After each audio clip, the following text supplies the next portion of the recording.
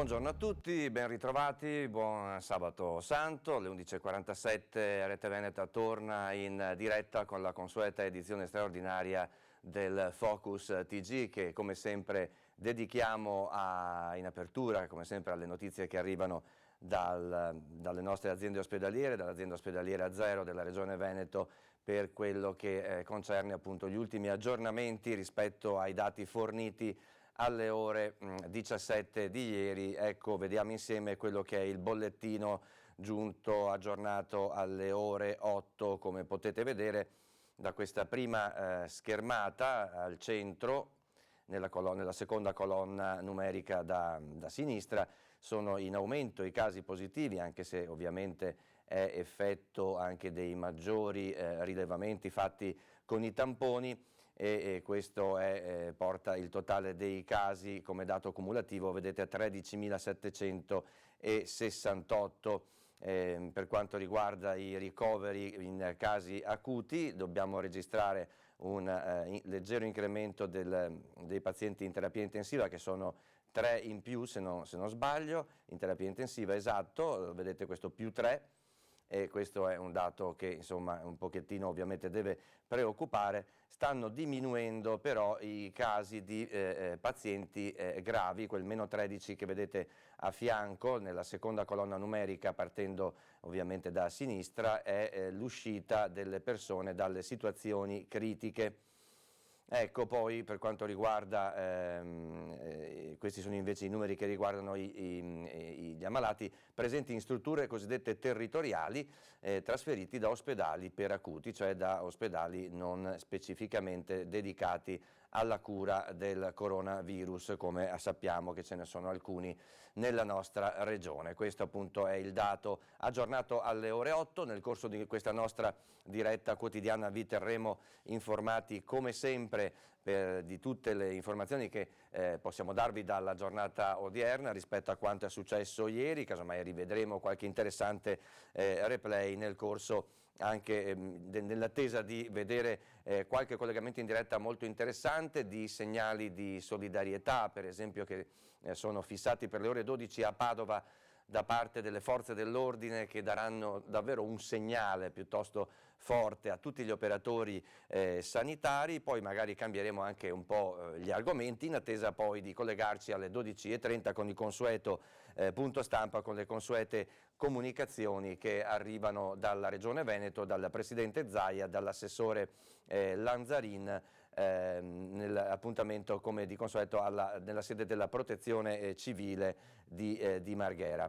Volevo vedere con voi intanto e ricordarvi, insieme a tutte le persone che stanno lavorando qui da Rete Veneta per voi e nelle redazioni del gruppo Media Nord-Est, del quale avremo modo anche di parlare nel corso di questa nostra diretta, proprio per lo sforzo informativo, tecnico, umano che sta dedicando a questa parentesi così incredibile della nostra vita di tutti i giorni, che appunto è stato ed è l'avvento del coronavirus.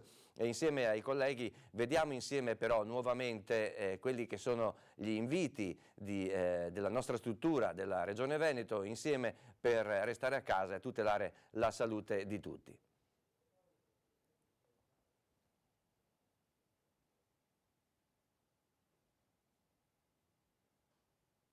La vera cura al coronavirus siamo noi veneti con i nostri comportamenti. Una regola per tutti: cerchiamo di restare in casa il più possibile, restiamo in casa, è un impegno che vi chiedo, è un sacrificio, ma lo facciamo per la nostra salute e anche un grande atto di responsabilità e di solidarietà nei confronti di chi non si può permettere di prendersi il coronavirus. Sto parlando degli anziani, parlo dei malati cronici, dei bimbi che sono immunodepressi. Per cui una regola solo: restate in casa e rispettate le regole.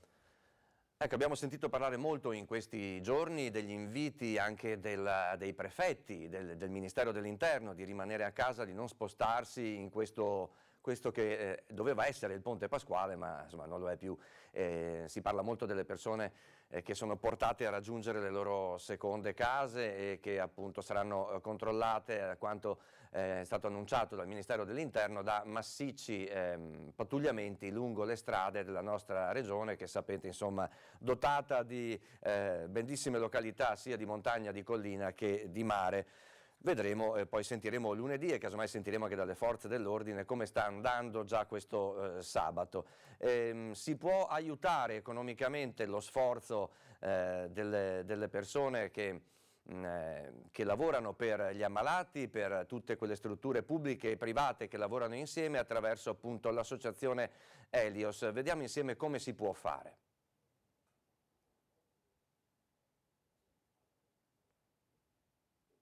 Siamo tutti uniti nella battaglia contro il male invisibile, il coronavirus. Aiutiamo i nostri malati, aiutiamo il nostro ospedale a sopravvivere a questa pandemia. Associazione Helios, per questa emergenza, sta raccogliendo fondi per acquistare ventilatori, 10 letti da terapia semi-intensiva, 10 letti di terapia intensiva, un ecografo, 20 pulsiossimetri per dipartimento emergenza, per pediatria, per reparto ricoveri positivi, un sistema di broncoaspirazione e fibroendoscopio, monitor multiparametrici. Partecipa anche tu con un contributo all'Associazione Helios. IBAN IT 25 U05 38 76 02 600 000 3534 5382. Contribuisci per vincere insieme. Quindi interessanti questi, chiamiamoli mini progetti, perché mettono a fuoco con precisione un aspetto da finanziare, non è magari esattamente un versamento un po' generale dentro magari una serie di altri progetti che magari una grossa onlus può coltivare. Poi per carità niente vieta a nessuno di versare all'associazione che preferisce o che conosce meglio, ma è giusto quindi che si possano raggiungere con dei finanziamenti mirati dei progetti dedicati magari a un obiettivo principale, non magari così un po' generico. Questo è assolutamente molto interessante. Vi dicevo dei possibili spostamenti che ci possono essere, si spera di no, in aumento sulle strade della nostra regione e del nord-est in generale, spostamenti automobilistici ovviamente. Sentiamo dalla nostra redazione di Treviso che cosa ha ordinato e auspicato il prefetto della provincia della Marca. Oltre 43.000 persone controllate in un mese soltanto nel Trevigiano. A Pasqua e Pasquetta questi numeri saranno potenziati. Il ministro dell'Interno ha chiarito che le maglie non saranno allentate nonostante i buoni risultati ottenuti. Sui 43.000 controlli sono state elevate 1.084 sanzioni, più di 1.000 sono state le persone denunciate. Numeri tutto sommato positivi, ma che non devono invitare ad abbassare la guardia. Sappiamo che c'è un richiamo forte anche del bel tempo, però tutto questo deve essere evitato, quindi anche questa settimana bisognerà rimanere in casa. Pattuglie rinforzate, turni fino a tarda notte, monitoraggio anche con l'aiuto dei droni. Contro i trasgressori la linea sarà ovviamente dura. In questi giorni anche qui in città ho percepito qualche presenza in più per strada e la cosa mi ha leggermente preoccupato. Ecco, non vorrei che magari il fatto di poter usare le mascherine piuttosto che alcune aperture che sono state fatte giustamente per venire incontro anche ad alcune attività economiche siano state un po' interpretate come un liberi tutti, che non è assolutamente così. Sono molto severi i controlli e nessuno poi si deve lamentare se viene sanzionato. E se dal Ministero l'invito è a tenere alta la guardia, la Prefettura è ancora in attesa di capire come comportarsi con le aziende che chiedono di poter lavorare. Se ormai è chiaro che il governo intende andare verso una proroga, il 14 aprile potrebbe arrivare il primo via libera solo per alcune attività. Ma la stretta per i cittadini si allenterà soltanto dopo il 4 maggio. Io invito anche i cittadini veramente a sentire quello che riporta la stampa, a guardare anche i giornali, i volti delle persone che non ci sono più, insomma, che sono entrate magari con un banale raffreddore o pensavano di avere un banale raffreddore e che invece poi non sono più usciti dalla terapia, per cui ecco, io direi nessuno si può sentire fuori da questa partita. Bene, grazie ai colleghi di Treviso, poi avremo modo di vedere, di aggiornare anche questa situazione con qualche davvero rilevamento fatto in tempo reale sulle strade delle nostre regioni su come stanno andando questi possibili aumenti di traffico, anche se già fin da ieri insomma erano un po' sotto gli occhi di tutti, era un rilevamento visivo abbastanza facile da fare. Appuntamenti religiosi su Rete Veneta in questo sabato santo, la messa di resurrezione alle ore 21 celebrata dal Patriarca di Venezia.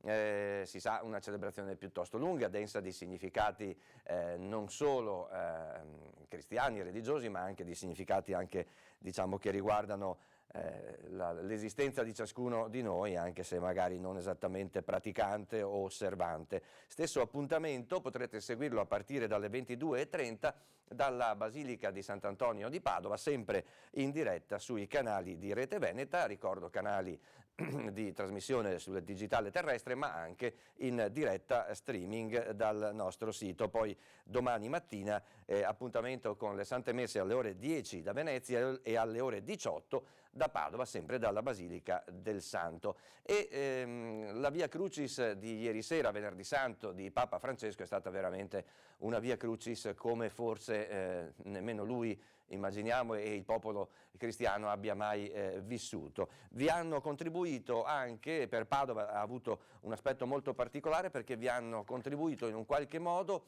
alcuni detenuti del carcere Due Palazzi, con la collaborazione ovviamente degli assistenti spirituali. Vediamo il servizio curato dalla collega Valentina Visentin.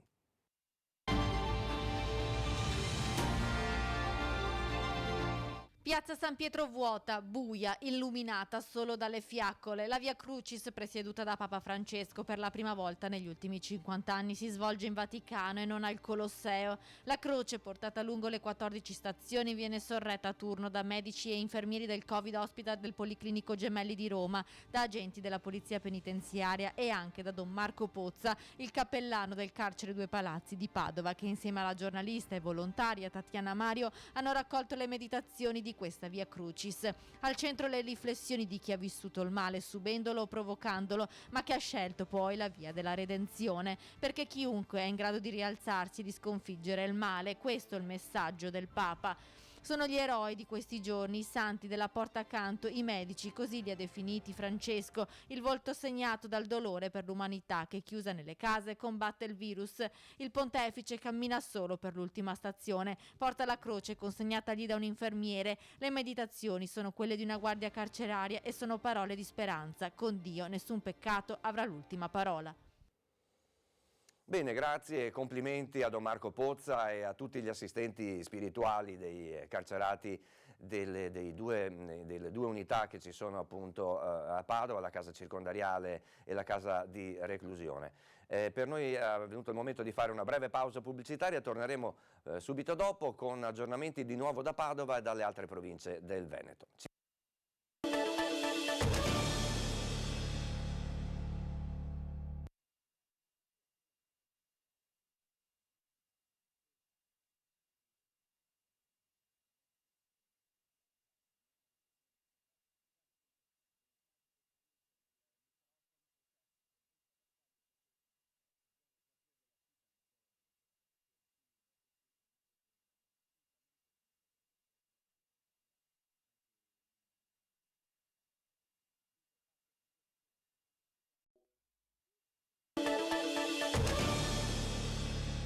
Ben ritrovati a Focus DG, do subito la linea a Padova alla collega Valentina Visentin per raccontarci cosa sta succedendo poco fuori dall'ospedale. Prego.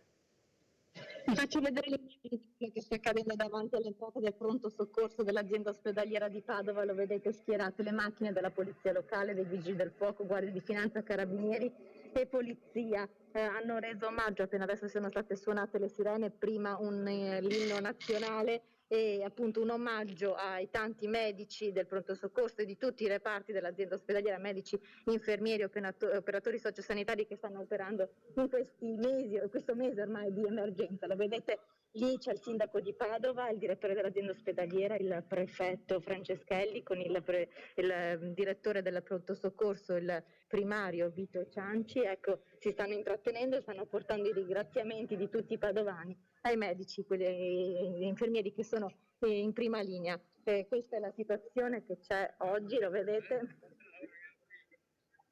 Vi faccio vedere proprio le immagini. Tutti con la mascherina, tutti stanno alla distanza di sicurezza. Il prefetto si è avvicinato insieme al sindaco e al questore per ringraziare Vito Cianci, il dottore responsabile del pronto soccorso dell'ospedale di Padova.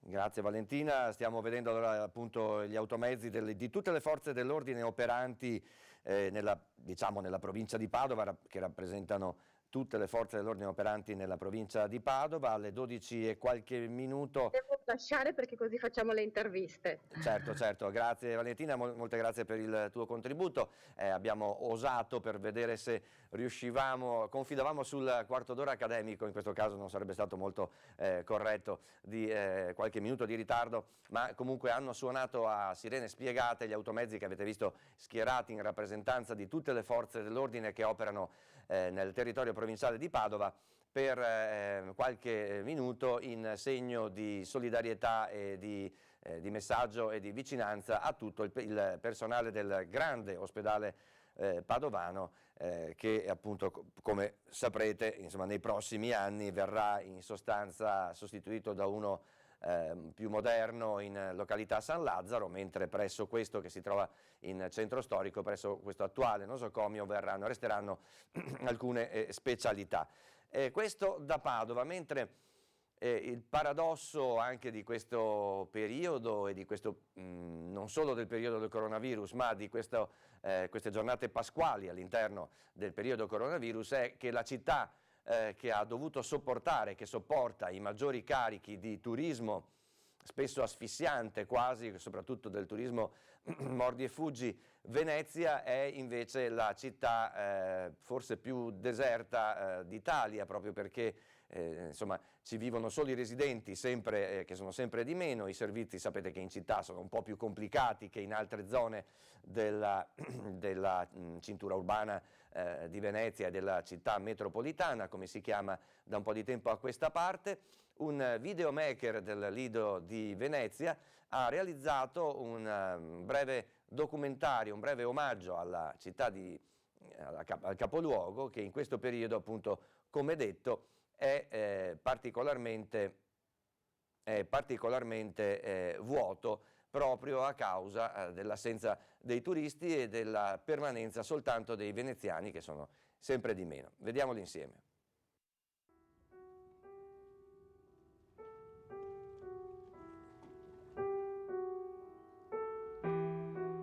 Un filmato che ha fatto il giro del mondo diventando virale, già più di 1 milione di visualizzazioni. Un video che racconta una Venezia inedita ai tempi del coronavirus, vuota.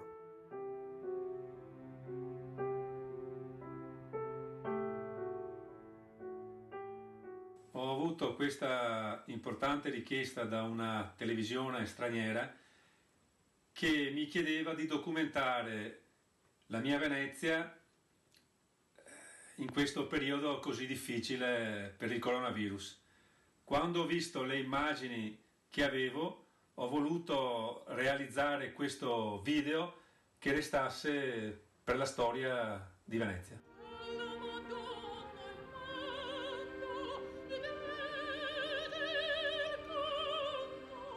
Le immagini, inizialmente richieste da una televisione giapponese, hanno bucato lo schermo catturando l'attenzione di tutti i veneziani e i residenti, ma anche turisti, curiosi e amanti della città.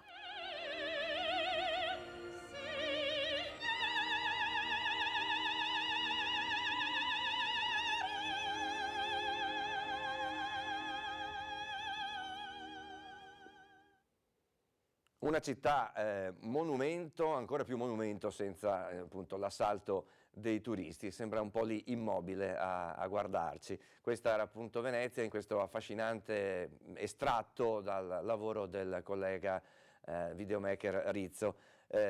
Ci spostiamo di qualche chilometro e congeliamo per un po' l'argomento coronavirus. Avremo modo alle 12:30 poi di collegarci con il governatore del Veneto Zaia per sentire gli ultimi aggiornamenti, anche alla luce della conferenza stampa di ieri sera del Premier Conte, delle disposizioni che sono state aggiornate in gran parte, insomma, al 3 maggio, poi salvo appunto vedere quali aziende potranno riaprire e attività commerciali, è già stato detto, ma quali riflessi potrà avere questo anche nel nostro territorio. Cambiamo un po' argomento perché abbiamo il piacere di ospitare ora in collegamento Skype la signora sindaco di Breganze Piera Campana, che saluto, che ringrazio per la sua partecipazione, perché insomma a Breganze passerà la pedemontana e ci sono delle novità, una prima novità perlomeno che serve ad essere un po' anche di incoraggiamento, immagino, per i cittadini del comprensorio. Sindaco Campana, ci aggiorni lei.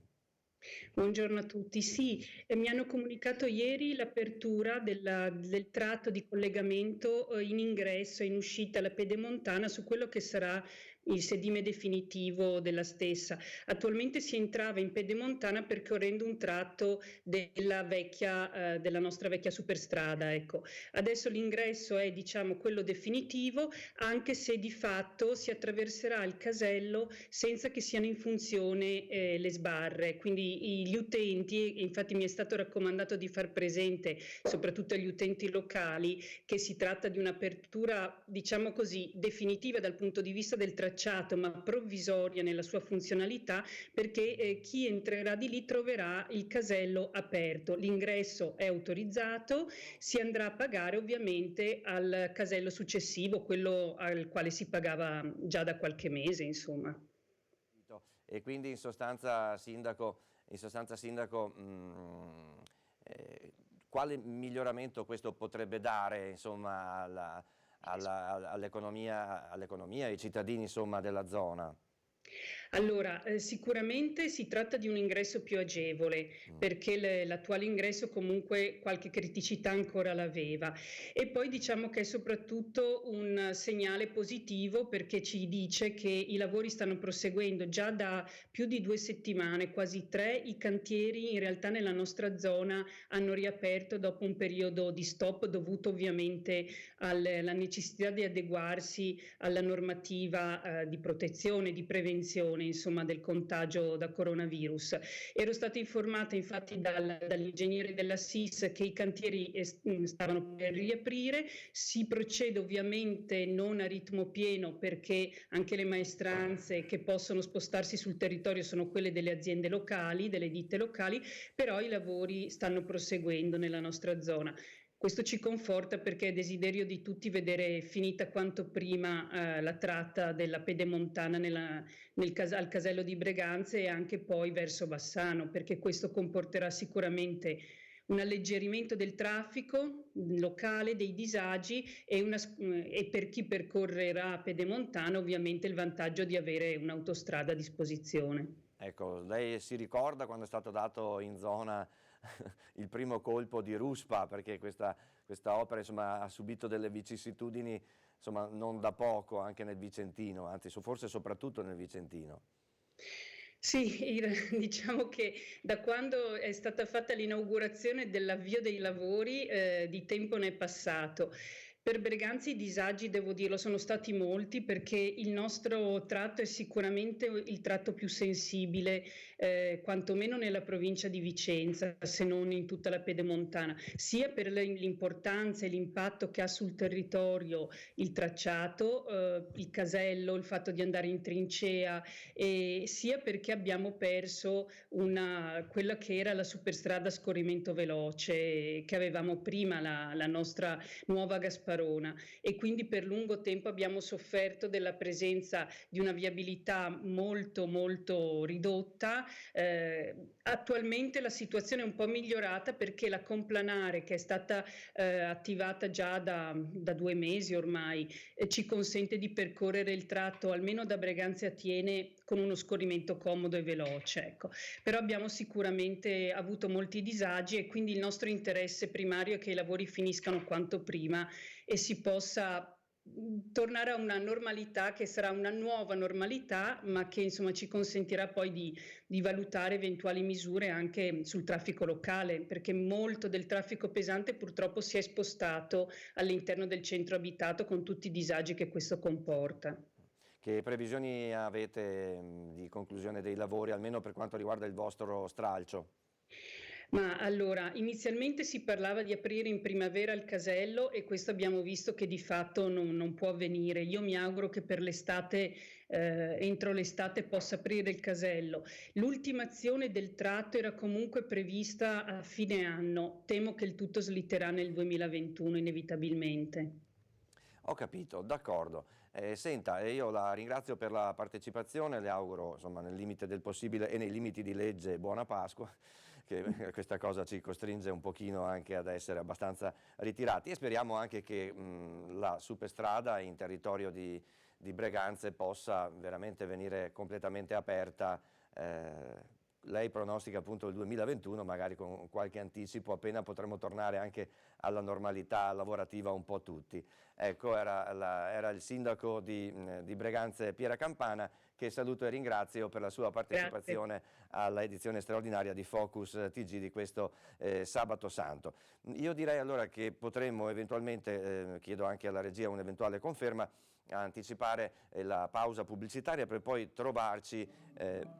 Non è possibile, ok, d'accordo, quindi proseguiamo con qualche altra notizia che ci è giunta magari da qualche redazione vicina alla nostra. Per esempio, potevamo vedere insieme, e ve ne ho accennato in apertura di diretta, questo servizio che riguarda la nostra emittente.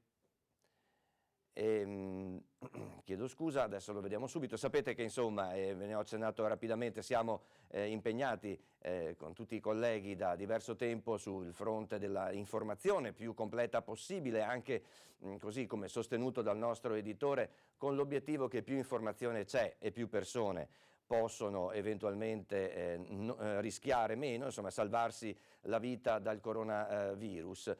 Bisogna dire che a distanza di oltre un mese di lavoro specifico su questo fronte, chiamiamolo così, i dati hanno dato ragione all'impegno di tanti miei colleghi e all'impegno voluto dal nostro gruppo editoriale. Vediamo insieme a quali risultati ha portato questo nostro impegno.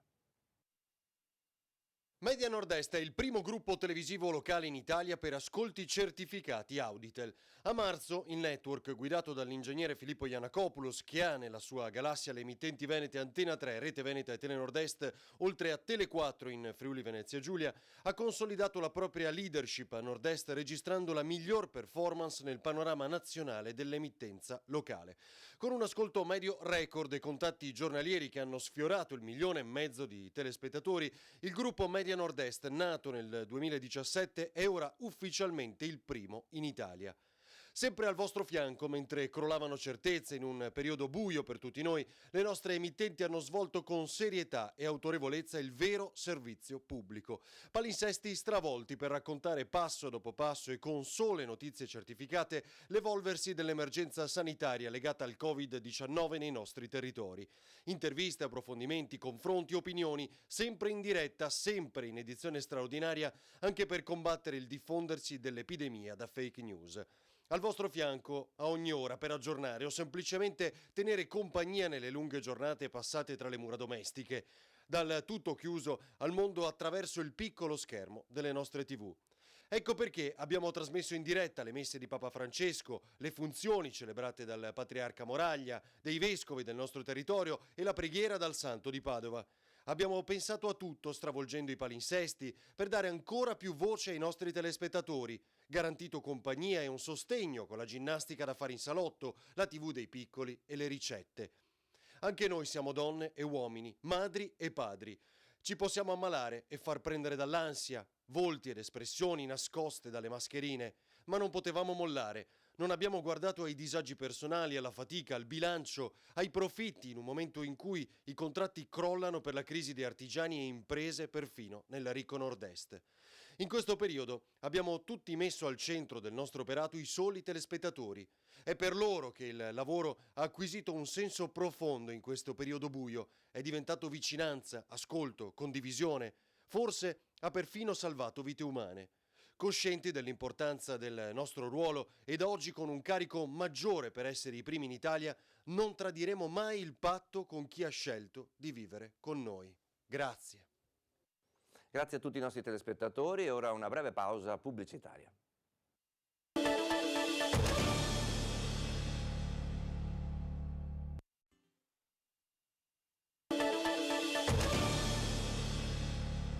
Ben ritrovati a edizione straordinaria di Focus TG. Tra pochi minuti ci collegheremo con Marghera, dove al punto regionale della protezione civile il presidente Zaia ci aggiornerà anche alla luce dell'ultimo decreto del Presidente del Consiglio dei Ministri di ieri pomeriggio, questione di poco. Nel frattempo vediamo rapidamente, molto rapidamente, da Padova cos'è successo anzi no, chiedo scusa, ci fermiamo qui, lo vedremo nella seconda parte. Ecco che ha preso posto il Presidente della Regione Luca Zaia.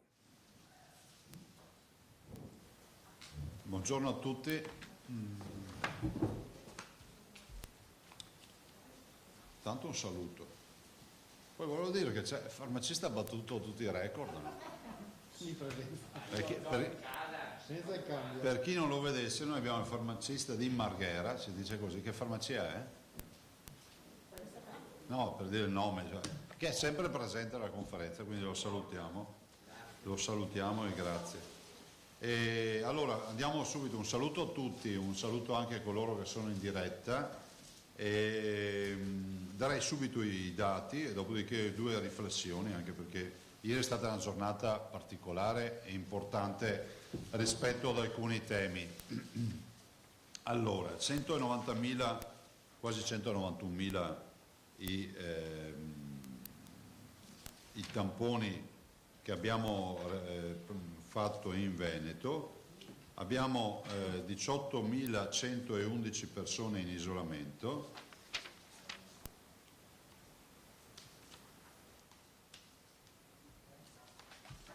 con 13.000, dei 18.000, 13.768 sono positivi.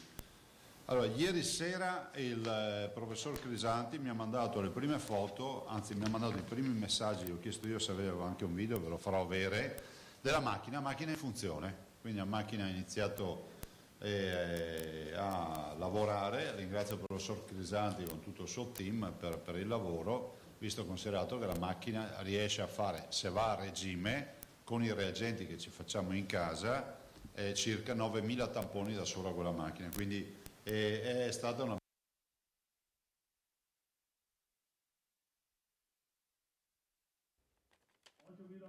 Sì, c'è qualche ci problema. permette di essere assolutamente rispondenti alle richieste di tamponi. I ricoverati sono 1.716, dei quali 251 in terapia intensiva, e i dimessi sono 1.612. Anche oggi, anche ieri, insomma, con questo bollettino si chiude un'altra giornata nella quale i dimessi sono superiori ai ricoverati, e questo è un grande indicatore, perché anche il modello ci dice che questo è uno degli indicatori più importanti. I morti sono 739, stiamo parlando di decessi in ospedale, e se andate a vedere i decessi fuori dall'ospedale sono 8,35, però il dato, diciamo, che viene richiesto dall'OMS sono gli invii dall'ospedale, questo mi viene detto. 89 i nati. Allora, guardate, voglio dirvi ancora un paio di robe, dopo lascio spazio a voi per le domande. Donazioni si stanno crescendo, quindi ringrazio, non abbiamo oggi il numero, Carlo? No, niente. Ringrazio tutti quelli che stanno donando, perché abbiamo passato i 30.000. Conto alla volta di lunedì, martedì, se non è Pasquetta è martedì, di portare anche una lista di tutti coloro che hanno donato presso le ULSE, che vuol dire non solo donazioni di natura economica, ma anche di natura di prodotti, quindi abbiamo avuto un sacco di donazioni di mascherine e quant'altro. E dopo vi volevo anche dire un'altra cosa, mi ero messo un foglio qui da qualche parte, che forse non trovo più. No, vabbè, l'ho lasciato. Volevo dirvi che nelle ultime ore sono arrivate un sacco di donazioni di alimentari, quindi ancora di vini, di di pasta, è arrivata un sacco di pasta e altre partite importanti per questo periodo, soprattutto pensando ai meno abbienti, alle persone che comunque hanno veramente necessità di avere magari un pacco di pasta, degli alimenti, per cui inizieremo anche la distribuzione di questi prodotti. E rispetto alle donazioni vi ho detto siamo sui circa 42 milioni di euro, però è ovvio che noi abbiamo un disavanzo di circa 100 milioni di euro su questa partita. E c'è, per chiudere, per poi lasciare spazio alle domande relative a quello che è accaduto ieri, ogni giorno c'è un bambino e oggi c'è un bambino, vi parlo di un bambino che è un fenomeno, nel senso che, eccolo qua, la lettera è lunga però ne leggo solo l'inizio e capite perché è un fenomeno, mi ha mandato anche le foto e quindi lo ringrazio e accetteremo questa donazione, poi non so come riusciremo a dar corso, ma risolveremo il problema e faremo il tutto. Allora, buongiorno Luca, sono Damiano Tognolo, ho 11 anni e ti scrivo da Villa del Conte, un piccolo paese in provincia di Padova. La mia passione da 3 anni a questa parte è quella di allevare galline di varie razze. Ho diversi pollai che contengono galline padovane, olandesi nane collo oro, bantam, gallina razza gallina, ovaiole e pepoi.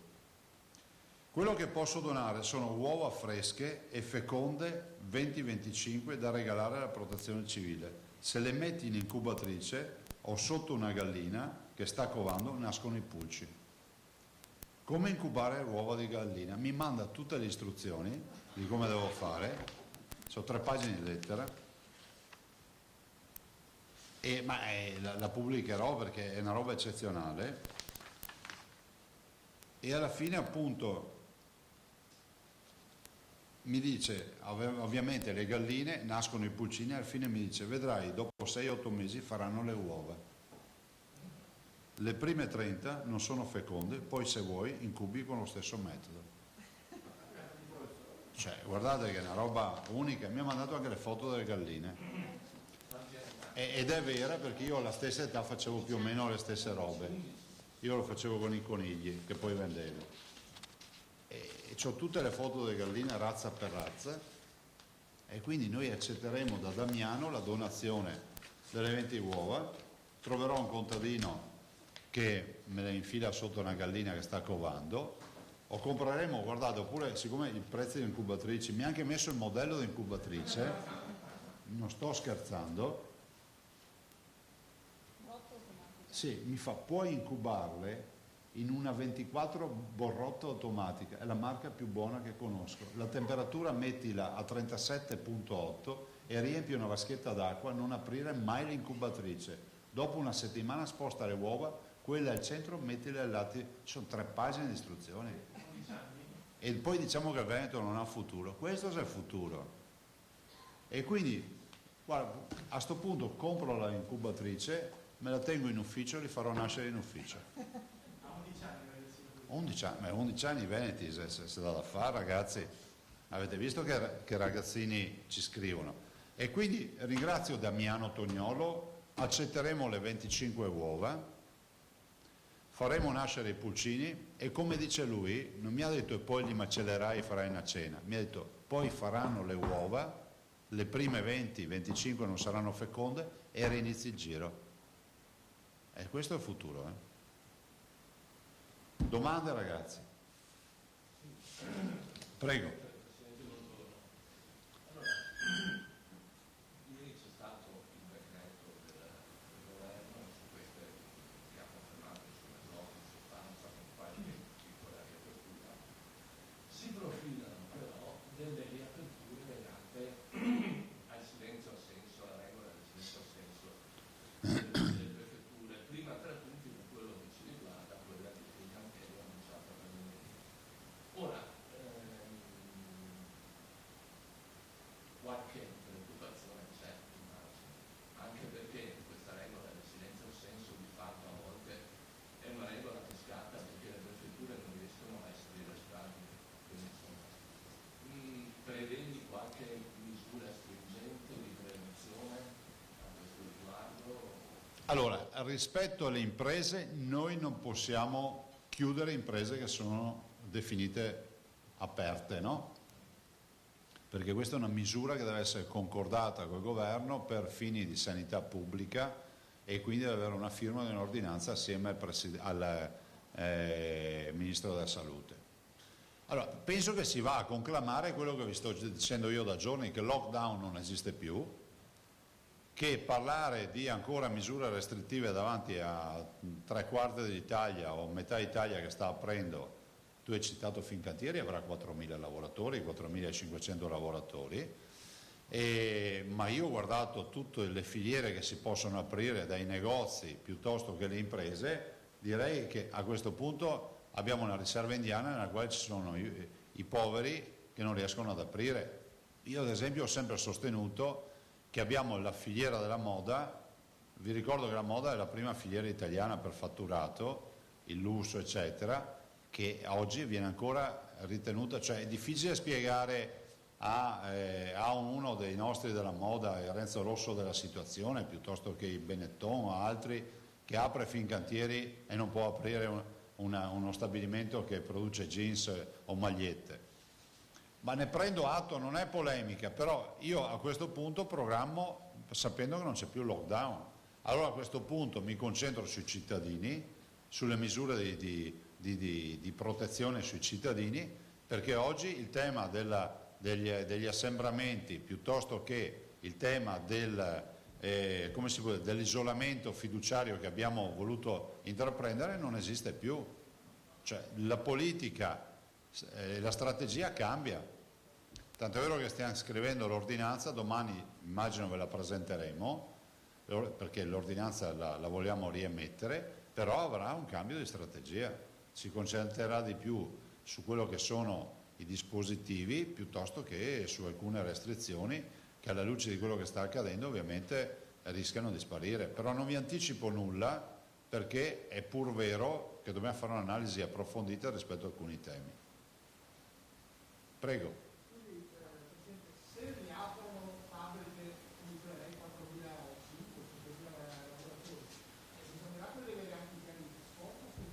Ma sì, ma guardate, ben venga che noi abbiamo fatto, anzi io ho firmato un'ordinanza nella quale è l'obbligo di mascherine, guanti nei mezzi di trasporto. Mi chiedo se tutti quei lavoratori avranno questi dispositivi. Anche i mezzi, considera che alcuni mezzi non competono a noi perché sono corse diciamo, di competenza dei comuni, però ovviamente dovremo ricalibrare tutto, questo è poco ma sicuro. Allora, che ci siano dei disagi nella ripartenza, ovvio, però è pur vero, guardate che il grande fattore limitante è rappresentato dai dispositivi. Ancora non si capisce che se non si liberalizza la commercializzazione dei dispositivi, le farmacie piuttosto che i supermercati avranno difficoltà a trovarne. Bene, nel DPCM, ma noi eravamo pronti con un'ordinanza che peraltro vediamo di calibrarla anche per altri venditori, è previsto che le farmacie possano vendere le mascherine sfuse, però si arriva solo oggi e non basterà per dare risposta a martedì mattina. Ma mi attendo, guardate, da quello che si intravede per l'esperienza che non io, ma tutti noi assieme ci siamo fatti, che martedì il vento non sarà più quello di oggi.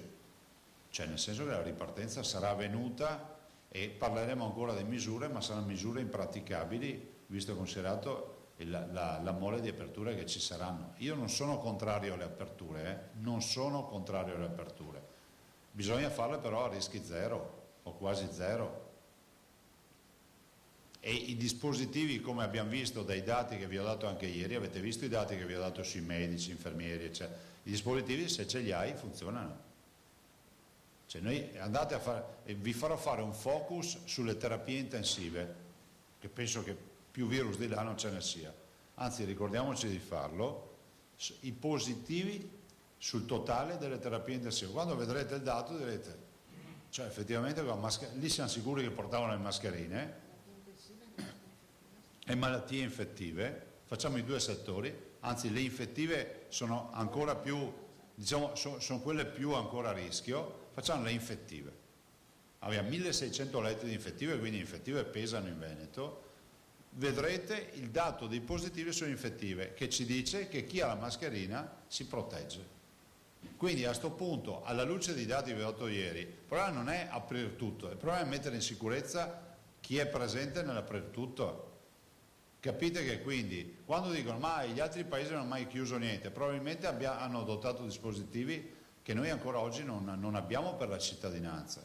Noi abbiamo distribuito 8 milioni e mezzo di mascherine con l'assessore Bottaccini, però è pur vero che ce ne vogliono 100 milioni di mascherine. I cittadini sono disposti a comprarsele, ma a fare in modo che riescano a comprarsele.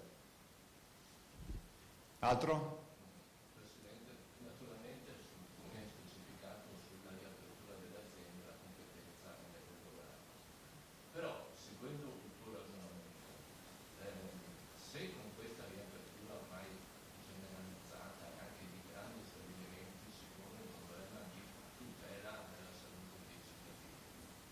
Quale versante è immaginabile di intervenire? Perché questo principio Su quelli dei dispositivi, il tema dei dispositivi è fondamentale, le distanze, le raccomandazioni per gli assembramenti o quantanto per quanto possa essere possibile, ma guardate che è fondamentale la base. Vi ho detto, vi darò il dato delle malattie infettive, così ci già ragionerete. Anzi, se riesco ve lo faccio già preparare per oggi, se riusciamo. Forse no, i dati ce li abbiamo, dobbiamo prendere solo le terapie estrapolarli. Vedrete e capirete che la mascherina diventa lo spartiacque tra il contagio e il non contagio. E quindi a questo punto il mio problema non sarebbe più l'apertura di un'azienda da 1000 dipendenti, 2000, quello che è, ma è la messa in sicurezza dei dipendenti, il vero tema. Qui c'è un cambio di strategia, di paradigma, alla luce anche dei dati che noi veneti abbiamo. Poi non so quali sono i dati degli altri, ma da noi chi lavorava col virus non si è infettato in maniera così importante, e quindi penso che per il cittadino sia molto più semplice se ha però i dispositivi. Posso fare un giro di... Vai. Vai che devono andare tutti a casa a preparare il pranzo di Pasqua, li vedo. Allora, cominciamo con Andrea Boso, ANSA. Il DPCM mantiene valide le ulteriori restrizioni regionali. Lei pensa ad allentamenti o a restrizioni ulteriori rispetto all'esistente? Ma guardate, noi lo stiamo elaborando. Pensiamo di riassettarlo sulla base del fatto che oggi abbiamo la certezza che dovremo fare un'ordinanza davanti a un finto lockdown, punto. Non è un lockdown sto qua è abbiamo parlato stamattina in unità di crisi con gli assessori, quant'è l'apertura del 50, del 60%? Cioè, se ci togliamo i negozi e la ristorazione è anche di più, perché se guardiamo le imprese comincia ad esserci traffico, ma anche se fosse il 10% non è più lockdown, punto. Il lockdown noi l'abbiamo fatto, i risultati si vedono sui dati, però oggi l'ordinanza verrà scritta con questa filosofia. Nicolussi Moro, Corriere del Veneto, 2 domande. Le regioni avevano avanzato l'altro giorno una serie di proposte per la riapertura, sono state accolte e avrete un confronto breve? Di fatto no, perché ad esempio io ho proposto che ci fosse questo limbo fino al 3 maggio, fosse fase sperimentale, data alle regioni per poter iniziare l'avvio di molte imprese, penso ad esempio alle imprese ma molte imprese del Veneto che si sono candidate ad essere testate per testare un modello, no? E quindi noi siamo pronti per pensare anche a aperture sperimentali di aziende che non possono aprire, però non è stato recepito nel DPCM. Seconda domanda, alcune edicole hanno cominciato a vendere mascherine ma a 9 euro. Il suo appello alla Guardia di Finanza di qualche giorno fa. A 9 euro? Una mascherina? No, saranno più mascherine. Non lo so. Ha portato comunque la Guardia di Finanza a fare più controlli? Ma io so che stanno facendo controlli, questo sì. E poi voglio ricordare che questo tipo di controlli possono fare anche la Polizia Municipale, non è che serve andare a scomodare la Guardia di Finanza. Il tema dei prezzi anomali è un tema che può essere assolutamente di competenza di un'amministrazione. Lo dico in generale, non lo dico per un comune in particolare. Questi problemi si risolvono garantendo la liberalizzazione delle importazioni e quindi avendo più massa sul mercato. Guarda, la mascherina chirurgica in tempi di pace vale 25-30 centesimi, capiamoci. questi sono i dati, per cui da lì poi sono aumentate fino a €1, anche per noi che le compravamo, adesso sono a 0, mi dicono 0,55, 0,40, 0,45, insomma si trova di tutto.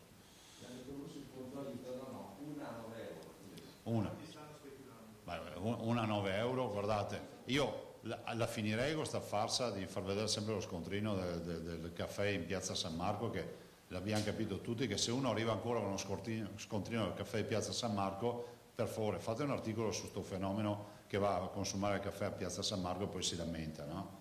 Perché non è uno che si siede in un bar sa cosa spende di caffè. Piazza San Marco hanno altri costi e hanno una rendita di posizione, non vanno processati, io la vedo così, e quindi se non vi piace pagare il caffè più di tanto evitate di sedervi lì, punto, basta.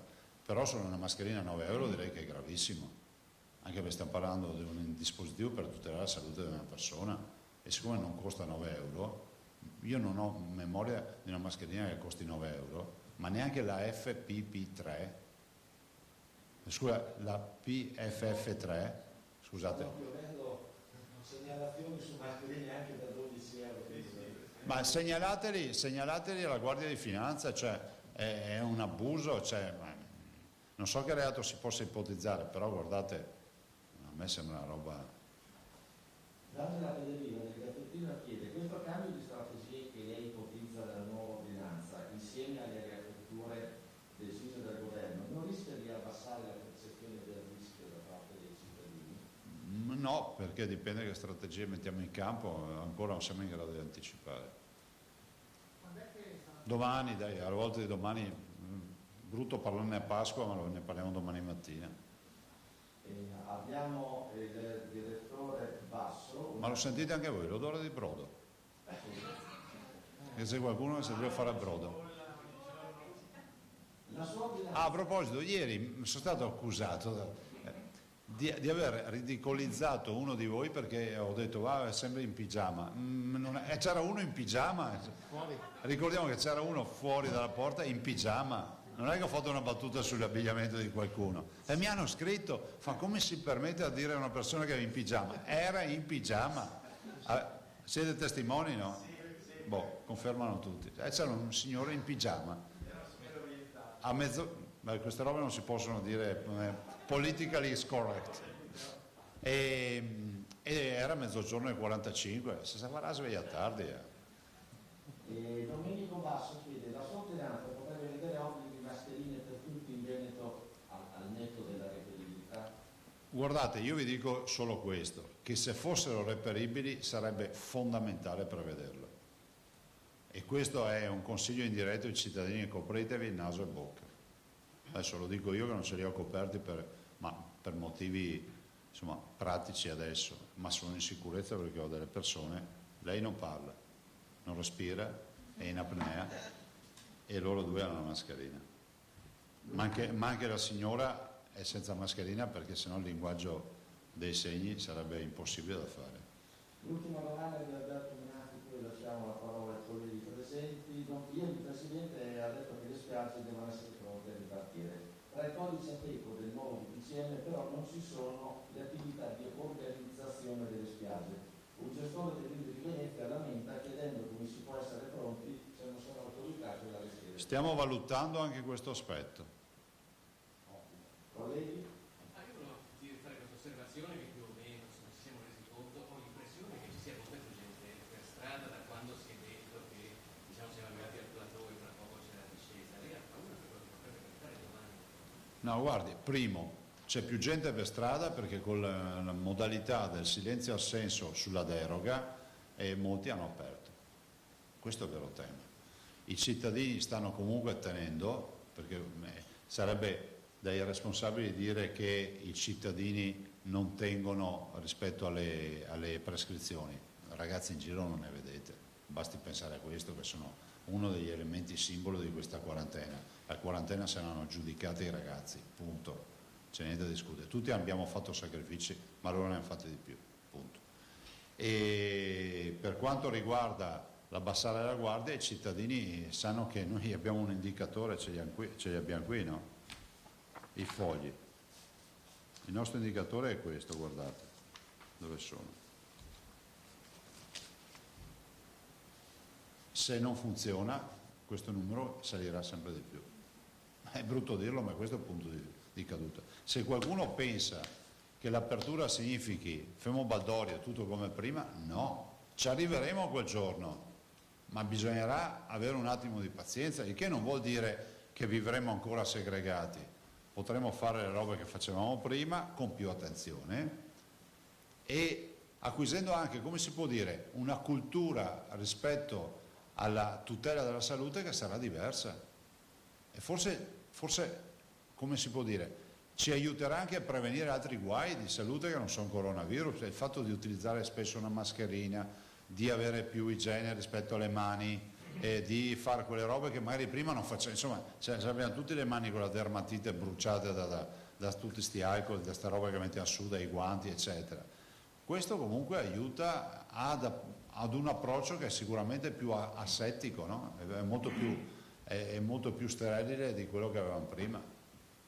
C'è un altro settore che è particolarmente in difficoltà in italiano, quello dei vivai.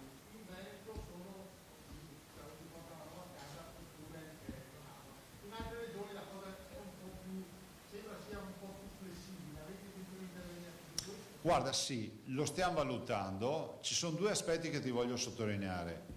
Che i vivai che vivono del loro negozio non sono così tanti, nel senso che vivono anche del negozio, ma è fortunata una persona che ha ettari di vivaio e li vende tutti sul balcone del negozio. Fanno giardini, fanno export, fanno grande distribuzione, fanno consorzi agrari, eccetera. Questa è la vera storia. Primo. Secondo aspetto, resta un vulnus, continuo a dirlo ma il governo non lo ha recepito, tra il codice Ateco che permette l'apertura del negozio del vivaio e il motivo indifferibile per uscire di casa. Se qualcuno mi spiega cosa dici al carabiniere, al poliziotto che ti ferma per strada, cosa gli dici? Sto andando a comprare una campanella dei fiori? Voglio ricordarvi che è da verbale comunque. Purtroppo è così, ci sono tante incongruenze. Vi faccio un altro esempio, lo dicevo questa mattina Bottacin, il gommista è aperto, giusto? Ma il cambio gomme del 15 aprile tu lo puoi andare a fare, non è un motivo indifferibile. O meglio, uno potrebbe discutere sul fatto che la gomma invernale magari ha meno performance di quella estiva con queste temperature, non lo so. Però ci sono delle incongruenze. Allora vedete che forse se di mezzo ci mettiamo una mascherina e i guanti sarebbe tutto molto più facile. Lì la stiamo valutando seriamente. Comunque su fronte vivai produrremo qualcosa. Presidente, le chiedo, mi ha colpito insomma dopo 14 aprile alcune possibili aperture di alcuni settori.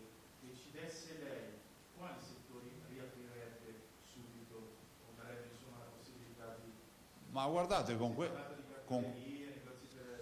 io la vedo così. Primo, i cittadini non devono pensare che il contagio sia finito, quindi non abbassare la guardia. Secondo, siccome le regole di polizia sanitaria ci insegnano che il lockdown c'è o non c'è il mezzo lockdown, cioè la mezza chiusura è un'apertura, allora a questo punto abbiamo più coraggio di guardare in faccia la realtà, si apre mettendo nelle condizioni i cittadini di essere assolutamente isolati, mani e bocca e naso, questo è il vero tema. E allora capite, perché fra un mese, se si aprirà tutto, fra 15 giorni, quello che è, comunque resta il tema della messa in sicurezza del cittadino. Noi dobbiamo concentrarsi su quello, sui lavoratori, sui dispositivi. Il problema non è aprire o chiudere una fabbrica, è mettere in sicurezza chi ci va dentro. E io non conosco imprenditori che vogliono schiavizzare senza dispositivi i loro lavoratori, perché qui con le regole che ci sono oggi si chiude tutto dopo. Auguri alla mamma, tua mamma ha fatto gli anni, l'Ottavia, no? Ottavia? Susi, buono sbagliare anche a nome. Mi scuserà la signora? Prego. Quando li hai fatti? Ieri, oggi? Ieri.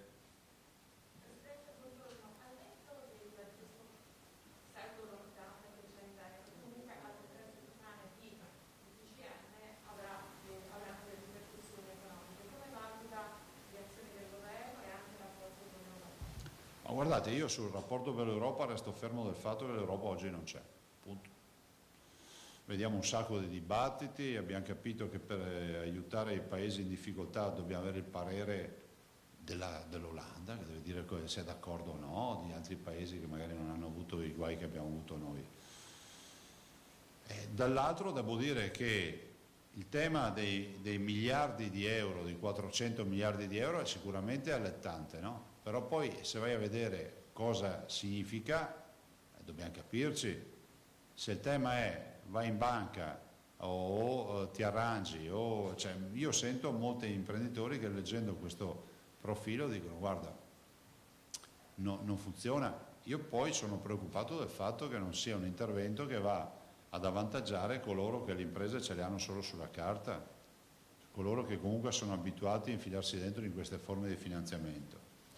Direi che ancora c'è molta nebbia al fronte, ma non lo dico per polemica, lo dico perché magari ne viene fuori che poi ci sarà la pietà di Michelangelo dietro la nebbia, non so, è probabile, però ad oggi non si capisce cosa c'è dietro a sta cortina fumogena. Chiunque venga interpellato dice ma la misura dei 400 miliardi, tutti rispondono vagamente come lo sto facendo anch'io perché ancora non si è ben capito come funzioni, o meglio quello che si è capito si capisce che non funziona proprio perfettamente. Se però ci saranno modalità più definite cercheremo anche di comprenderla e di commentarla in maniera più puntuale. Altre due domande, nel mentre Andrea Buoso ricorda che anche la sua mamma ha fatto 83 anni ieri. Bene, facciamo gli auguri anche alla signora.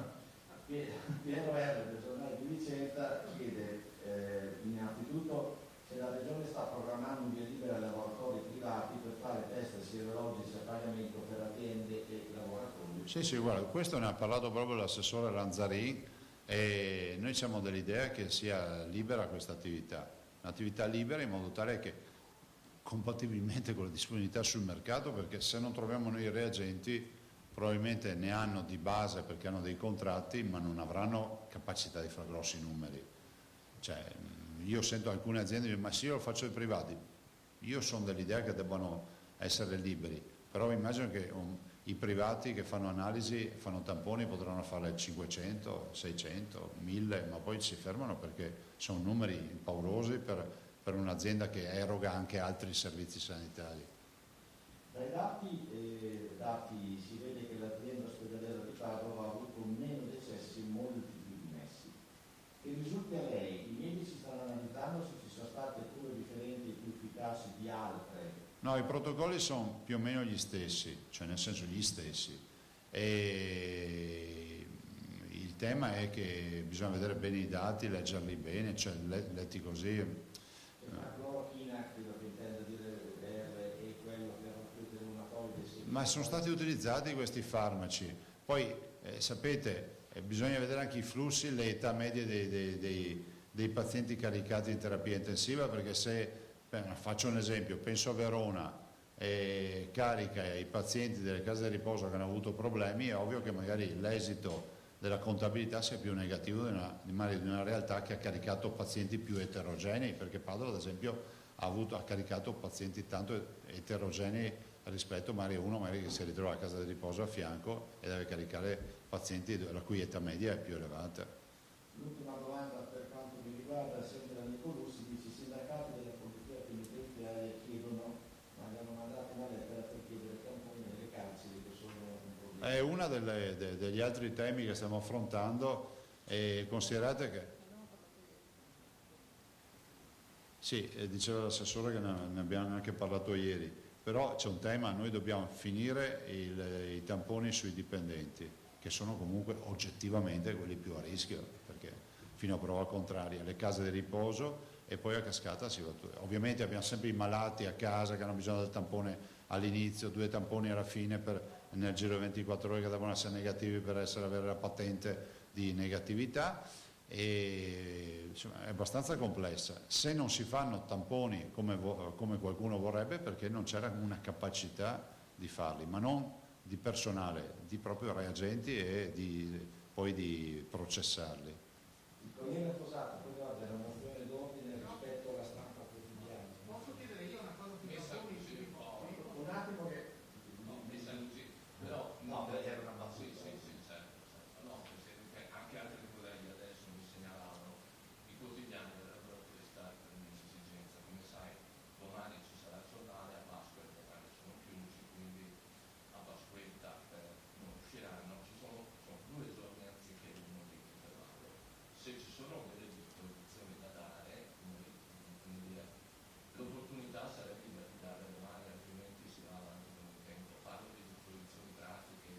Ah, cioè di darla oggi su domani?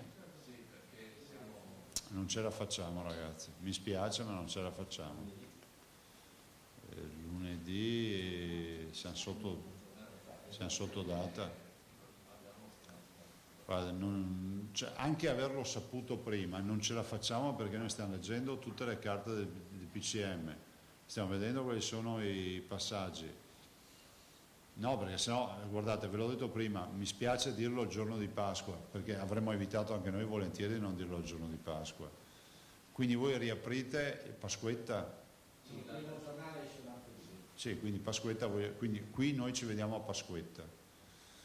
Vediamo perché magari finisce che per mettere a posto carte si finisce a Pasquetta e non me lo so dire. Posso chiedere si era parlato molto di una patente di negatività prima di entrare sui posti di lavoro.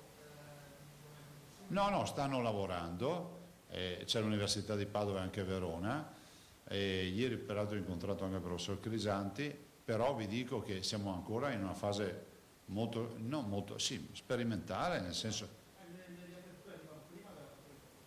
Guardate, stiamo parlando del mondo della scienza, non compete a me. Considerate però una cosa, che abbiamo anche cercato di comprare 100.000 kit di reagenti e a tutt'oggi non siamo riusciti a portarli a casa. Quindi mi diceva il professor Plebani che loro hanno una capacità di 3.000 kit, quindi vuol dire 3.000 persone da testare. E dopo farlo su ampia scala, ma vi ricordo, e potete andare a vedere le mie dichiarazioni, io ho sempre detto comunque a prescindere bisogna fare un piano per la riapertura di messa in sicurezza. Agli imprenditori in generale dico una cosa: se non avete le mascherine e i dispositivi non aprite, punto.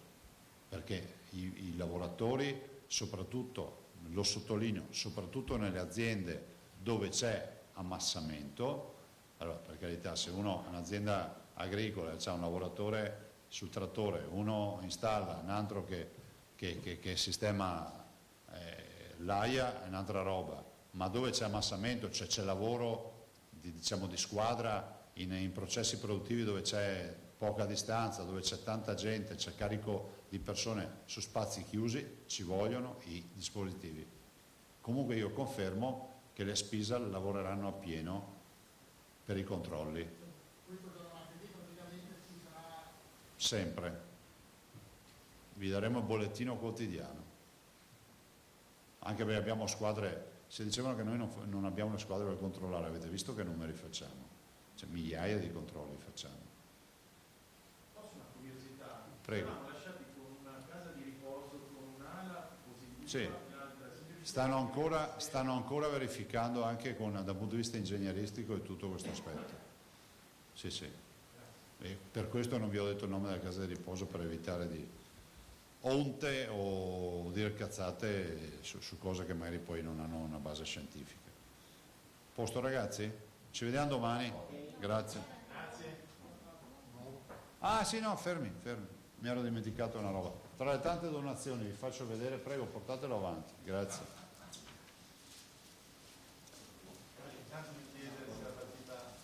Federico? Mettilo sopra qua. Sta, sì. Ci sta. Ma che se ne casca te passi la storia. Si vede il numero? Si vede? Il numero di telefono? Bene. Vi dico solo che questo vetto è già arrivato a 2.000 euro. Quindi Federico era preoccupato nel portarlo che se cadeva. Abbiamo già, tra le tante offerte raccolte ieri, siamo arrivati a 2.000 euro. Questo, cioè, trasformiamo una donazione in donazione, che è l'ultima frontiera della donazione, la donazione in donazione. Sì, no, dicevo, invito tutti a chiamare lo 041 279 2863, è una cifra importante, mi rendo conto che un cittadino da solo ha difficoltà a superare questa offerta, e anche stiamo parlando di un uovo di 10 kg che ci è stato donato, però penso che ci possano essere squadre, gruppi di amici, insomma un sacco di opportunità.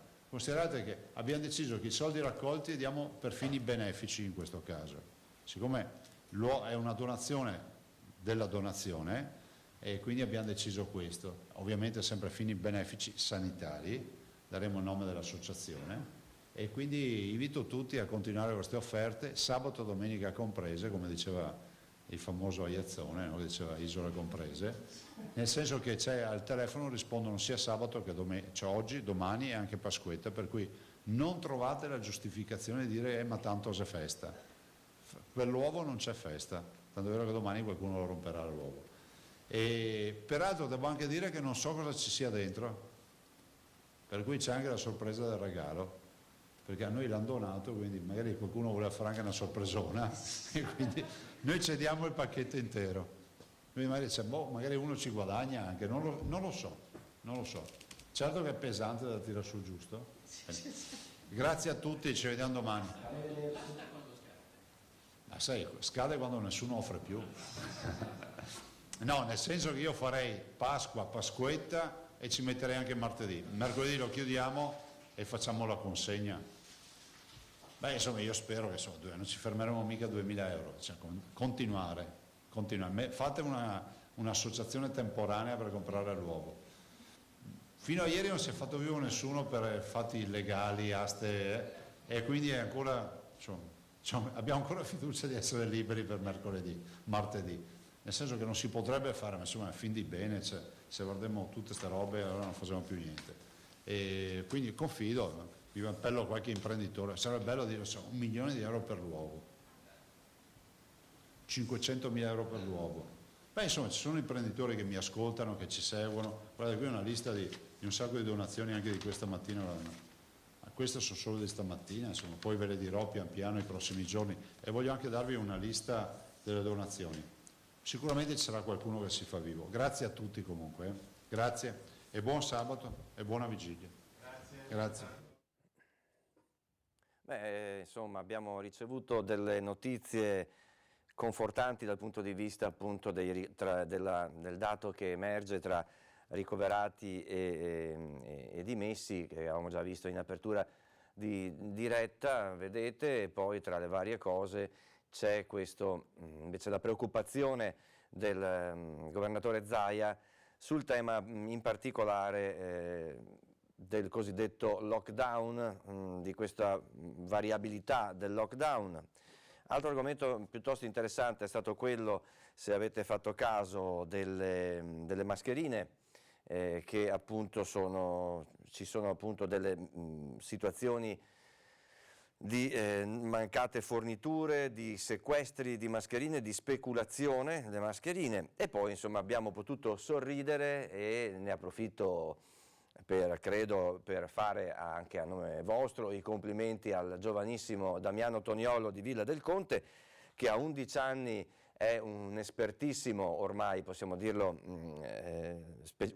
si è già specializzato, pur frequentando credo la prima media dall'età o forse la seconda, in appunto allevamento di galline e ovaiole, e sapete, come ha sottolineato anche Luca Zaia, ci ha tenuto anche a far sapere a Luca Zaia stesso, qualora fosse interessato a intraprendere questa attività, nella vita non si sa mai, che sono galline che a loro volta insomma, fanno delle uova che, se conservate in una certa maniera e con una certa macchina, proseguono una catena della vita che insomma, di questi giorni è anche un argomento interessante, fa sorridere ma fa anche pensare, se mi permettete questo fuori programma. D'altronde anche per questo motivo insomma, a Pasqua si ricorda la vita, la rinascita, e da come da un'entità molto piccola insomma, rifiorisca la vita. E poi avete visto che se volete, mi pare, se ho visto bene, volete contribuire all'asta di quel gigantesco uovo di cioccolata, potete telefonare allo 041 279 2863, ecco, spero di averlo ricopiato bene. Ci sono anche alcuni vostri SMS che stanno arrivando in redazione, ce ne sono alcuni che sono dei veri gridi di disperazione in questo momento. Ne leggo uno che arriva dal rione di Brusegana di Padova. Il nostro bar, io e di mia moglie, buongiorno signor Zaia, è chiuso da quasi 2 mesi, continuiamo a pagare le bollette, ma sto mettendo mani ai risparmi. I famosi 600 euro non credo mi spettino, sintetizzo un po' il pensiero del nostro ascoltatore: se resto chiuso ancora un mese vado in rovina, non ho più soldi per la mia famiglia e come me ce ne sono molte altre, spero di non dover andare a rubare per mangiare. Giuliano. Volevo segnalare che a Campalto, località che rientra sotto il comune di Venezia, ovviamente metropolitana, terraferma, a Campalto non abbiamo più nessun servizio postale o bancario. In caso di bisogno dobbiamo necessariamente muoverci con il rischio di essere multati. Come ci dobbiamo comportare? Grazie, credo che sia una buona ragione che le forze dell'ordine eventualmente comprenderanno, lo voglio almeno sperare, che se uno magari ha bisogno di fare un prelievo di contante possa spostarsi. Quali sono i provvedimenti in atto per quelle tante persone che continuano ad andare in giro a fare footing? Qui credo che dipenda da comune a comune, sia compito insomma delle forze dell'ordine. Ecco, intanto finché seguivo con un orecchio il presidente Zaia, continuano forniture di calcestruzzo in consegne su cantieri non di primaria necessità e da imprese che sono prive dei dispositivi di protezione individuale DPI o DPI, se vogliamo chiamarla così. Allora, intanto vi leggo questi. Sul tema, su alcuni dei temi affrontati dal presidente Zaia in conferenza stampa, proprio quello del cosiddetto lockdown, chiusura e blocco delle attività, giusto per tradurlo in italiano, che la nostra collega Chiara Gaiani ha realizzato qui dove c'è la nostra sede centrale a Bassano del Grappa. Vediamo. Uno dei punti più critici della viabilità di Bassano, siamo all'altezza della confluenza della Valsugana da Padova verso Trento con la nuova Pedemontana.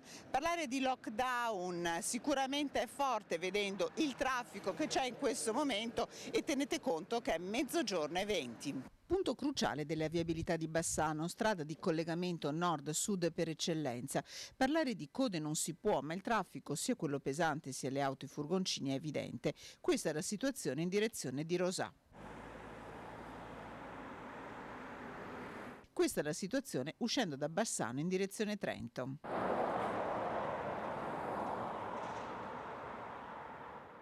Altra direttrice, la Pedemontana. Traffico pesante, come avete visto, soprattutto trasporti di generi alimentari, traffico anche da venerdì prima di Pasqua. Questa è la Pedemontana. Dov'è il lockdown? È la domanda che ci poniamo, soprattutto vedendo la situazione di questa superstrada a collegamento est-ovest che di certo non è vuota. Diversa la situazione nelle principali zone del centro della città. Nei pressi del Ponte Nuovo di Bassano il traffico è più che scorrevole, non certo inesistente.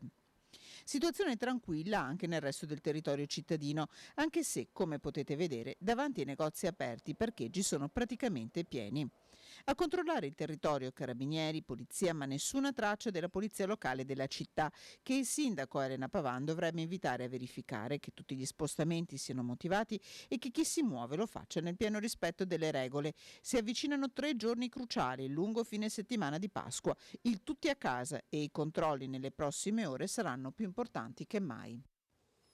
Certo, e vedremo che risultati daranno. Nonostante questo, gli artigiani di Padova lanciano un allarme perché la loro situazione viene definita drammatica. Dicono alla CNA 3 imprese su 4 sono senza liquidità. Vediamo.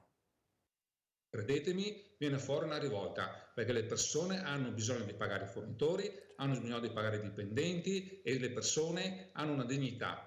E questa dignità va rispettata, perché se fosse stato un problema dell'azienda posso capire, ma questo non è un problema, non è un artigiano che ha gestito male l'azienda, è un problema nazionale, europeo, è una pandemia. E allora qui bisogna intervenire in modo diverso. 1, massimo 2 settimane di sopravvivenza. 3 imprese artigiane su 4 sono in allarme rosso. Mancano i soldi e nonostante i provvedimenti del governo mancano certezze. Abbiamo qualche azienda che ha già una linea di credito aperta con la banca e non vorremmo poi che qualche banca dice ma sai, hai questo affidamento, ci chiede ancora dei soldi, questo ti vogliamo. Ecco, questo le banche non devono farlo, perché le garanzie alle banche viene dato dallo Stato, per cui le banche non devono chiedere ulteriori garanzie e non devono chiedere tassi e interessi molto più elevati di quelli che poi invece lo Stato sta chiedendo. Sono i numeri a parlare chiaro, con una stima dell'impatto del coronavirus sul PIL degli artigiani che toccherà il 5,7%. La richiesta principale resta però la riapertura. Per le imprese è fondamentale tornare a lavorare, rimettere in moto l'export, frenare l'abusivismo nel comparto benessere, soprattutto per quanto riguarda estetiste e parrucchieri. Non è che noi siamo degli sprovveduti come artigiani, ma siamo dei padri di famiglia che in primis mettiamo davanti la salute dei nostri collaboratori, dei nostri dipendenti. Però chiediamo che ci sia una riflessione e come CNA lo stiamo facendo anche a livello nazionale, stiamo spingendo in questo senso, che il governo esamini la riapertura anche delle imprese familiari. Soldi non ce ne sono, è un dramma su dramma. E alle difficoltà delle imprese del mondo del lavoro determinate dall'emergenza coronavirus potrebbero, virgolette, accompagnarsi gravi tensioni a cui possono fare eco da un lato la recrudescenza di tipologie di delittuosità comune e il manifestarsi di focolai di espressione estremistica dall'altro. Il rischio che nelle pieghe dei nuovi bisogni si annidino perniciose opportunità per le organizzazioni criminali. Così parla la ministra dell'Interno Luciana Lamorgese in una circolare inviata oggi ai prefetti. Invita appunto i rappresentanti del governo nelle province a mettere in campo una strategia complessiva di presidio della legalità, giusto per collegarci a quello che diceva il presidente della CNA di Padova, Montagnin. Nel corso della diretta col presidente Zaia si è parlato di qualche problema collegato alla distribuzione e al reperimento delle mascherine. Sentite che cosa ha scoperto la Finanza a Padova.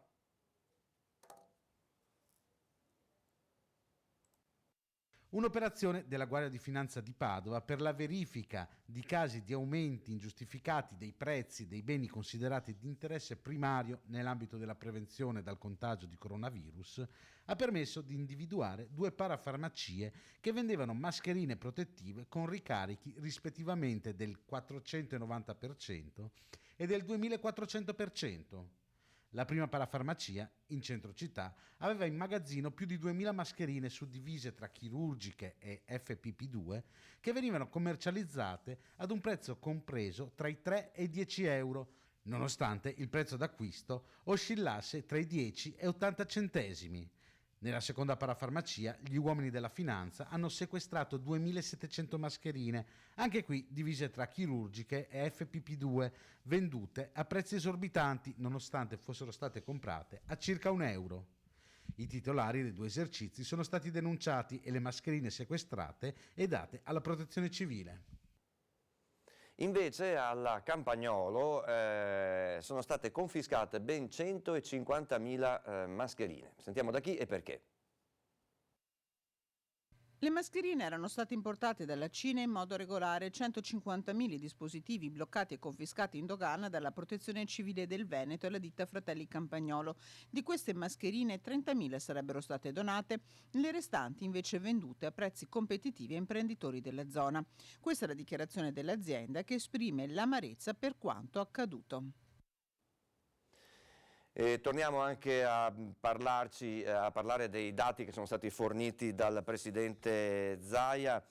Decessi in ospedale sono aggiornati a 739. I colleghi della redazione di Padova ci aggiornano sulla situazione dei decessi che riguardano appunto persone di una certa età nella provincia euganea. Sentiamo.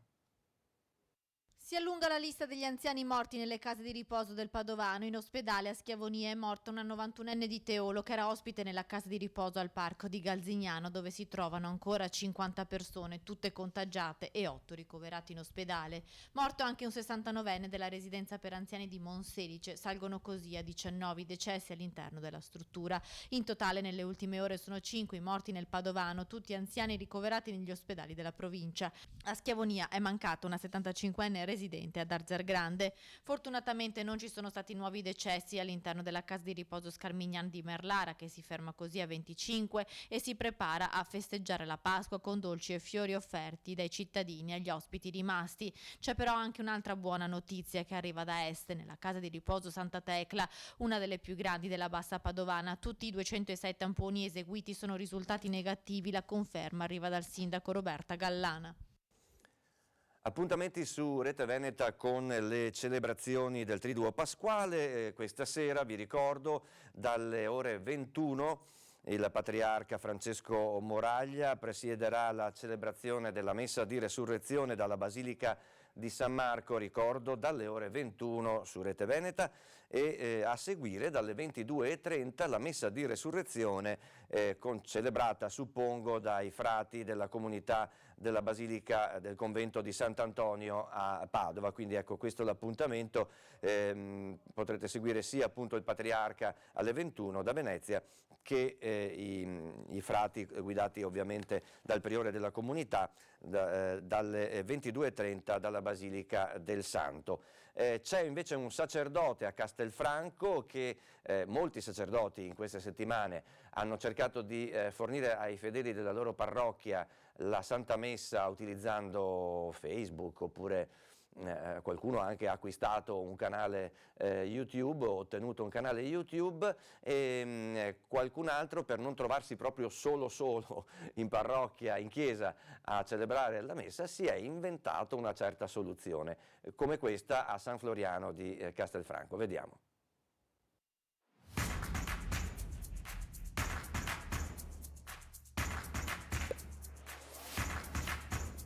Grafica accattivante e ritmo rock, così è partita la settimana santa della parrocchia di San Floriano a Castelfranco, un modo per fare comunità e coltivare la fede individuale e collettiva in vista della messa di Pasqua trasmessa su YouTube dopo quella del vescovo di Treviso e prima del Papa. I consigli su come iscriversi sono arrivati pochi giorni fa dal parroco Don Franco. Mi raccomando, col ditino pum pum pum e iscriversi, perché più siamo e meglio è.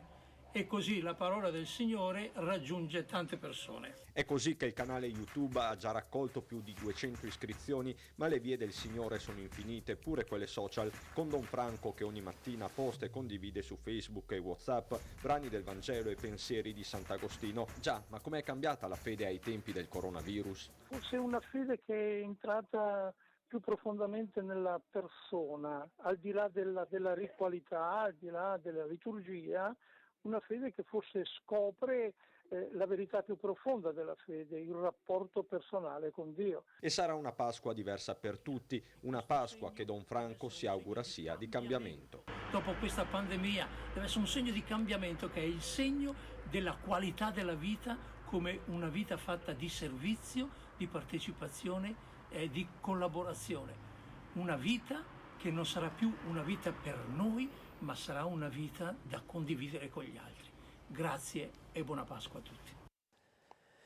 Aziende mie concorrenti con la furberia del tacito assenso ai prefetti, dei prefetti, hanno riaperto lunedì scorso. Io rischio di perdere i miei clienti che passeranno alla concorrenza perché trovano me chiuso, o chiusi tutti o chiuso nessuno. Questo è uno dei messaggi giunti attraverso i nostri telespettatori al numero che vedete qui, buono sia con WhatsApp che con SMS. Meritate gli ascolti che avete, fate informazione molto seria, utile e democratica, grazie, prego. E grazie a voi che ci seguite, perché anche grazie al fatto che voi siate sintonizzati che noi riusciamo a ottenere questi riscontri attraverso l'Auditel. Continuate a seguirci. Questo del footing l'ho già letto. C'è una piccola impresa artigiana, appunto si parlava prima dei grossi problemi. Salve, volevo sapere perché una impresa edile con 2 addetti, fratelli, non può proseguire il lavoro nonostante i due non abbiano contatti con nessun'altra persona. Interessante.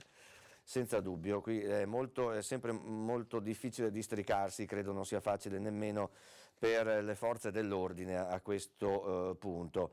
Fanno aprire cartolibrerie e negozi per bambini quando non ci si può andare. Vabbè, insomma, andranno gli adulti, insomma, la compagnia di un libro però credo che sia altrettanto, insomma, interessante a tutte le ore del giorno. Penso anche alle molte persone che non dormono, perché ce ne sono, che magari riescono a leggere, perché in questo periodo a volte può essere un po' difficile dormire e la compagnia di un libro non ha uguali.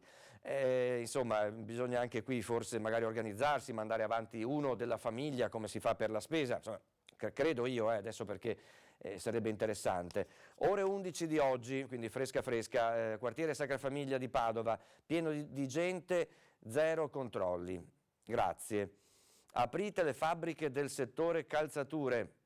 È interessante perché è un settore che in Veneto è abbastanza grosso e che al momento è bloccato, anche quello.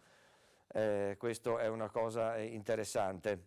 E c'è una persona, poi ecco, Laura Bizzotto ha messo la firma da Bassano del Grappa, dice quanto grandi siamo i bambini, noi veneti fin da bambini, siamo un popolo meraviglioso fin da piccini. Se Zaia fa nascere i pulcini e continua il ciclo, suggerisco poi di rivendere le galline e raccogliere i soldi per la regione. Mi metto già in lista per l'acquisto. Insomma, fatevi vivi casomai col giovanotto di Villa del Conte e vedete se gli fa piacere che questa sua catena di produzione si espanda in altre zone della provincia, perché credo che il presidente Zaia abbia gran poco tempo per mettersi nel settore avicolo, si dice così se non sbaglio, però magari degli altri cittadini che hanno del tempo libero può essere anche un bel passatempo sano, e magari anche con la possibilità di o di vendere o di regalare al parentado le uova fresche, che fanno sempre piacere.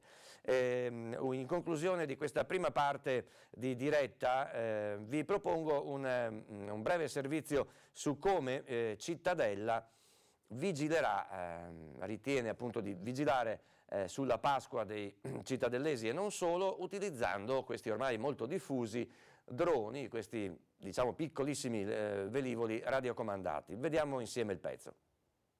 Nel cittadellese la polizia locale sarà impegnata anche a Pasqua e Pasquetta a far sì che vengano rispettati i divieti di assembramento e le situazioni che potrebbero mettere a rischio la salute dei cittadini. Numerose le pattuglie in tutti gli 8 comuni del distretto. Sorvegliata speciale sarà l'area verde del Parco del Brenta, meta abituale di famiglie e comitive.